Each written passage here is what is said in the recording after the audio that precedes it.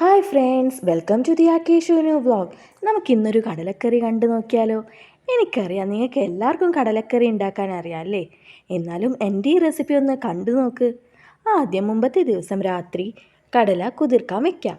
പിറ്റേ ദിവസം രാവിലെ കടല നല്ലോണം കഴുകി കുക്കറിലോട്ട് ഇടാം. ഇനി ഞാനിവിടെ ഒരു മീഡിയം സൈസ് സവാള എടുത്തിട്ടുണ്ട്. ആ സവാള ചെറുതായിട്ട് അരിഞ്ഞത്, തക്കാളി അതും ഒരു മീഡിയം സൈസ് ചെറുതായിട്ട് അരിഞ്ഞത്, പിന്നെ 3 പച്ചമുളക്, ആവശ്യത്തിന് ഉപ്പും പിന്നെ ആവശ്യത്തിന് വെള്ളവും ചേർത്ത് അടുപ്പിലോട്ട് വയ്ക്കാം. ഞാനിവിടെ 8 വിസിലെടുത്തിട്ടുണ്ട്. പിന്നെ ഒരു കാര്യം, നിങ്ങളെല്ലാവരും ഈ വീഡിയോ കാണുന്നെങ്കിൽ ഒന്ന് ലൈക്ക് ചെയ്യണം, സബ്സ്ക്രൈബ് ചെയ്യണം, പിന്നെ കമൻറ്റും ചെയ്യണം കേട്ടോ. 8 വിസിൽ വന്നു.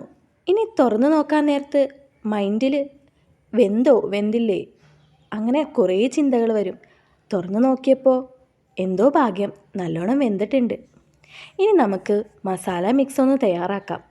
ആദ്യം ഒരു ബൗളിൽ മല്ലിപ്പൊടി, കുരുമുളക് പൊടി, ഗരം മസാല, മഞ്ഞൾപ്പൊടി, മുളക് പൊടി, പിന്നെ കുറച്ച് വെള്ളം കൂടി ചേർത്ത് നല്ലോണം പേസ്റ്റ് ചെയ്യുക.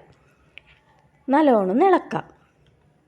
പിന്നെ ഒരു കാര്യം, മല്ലിപ്പൊടി കൂടുതൽ ഇട്ടോ കേട്ടോ, അപ്പോൾ കൂടുതൽ സ്വാദുണ്ടാവും കടലക്കറിക്ക്.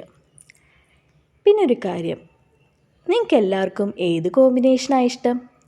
പുട്ടും കടലയാണോ, ഇടിയപ്പവും കടലയാണോ, അതോ ചപ്പാത്തിയും കടലയാണോ, അത് വേറെ ഏതെങ്കിലും കോമ്പിനേഷൻ ഇഷ്ടമാണോ?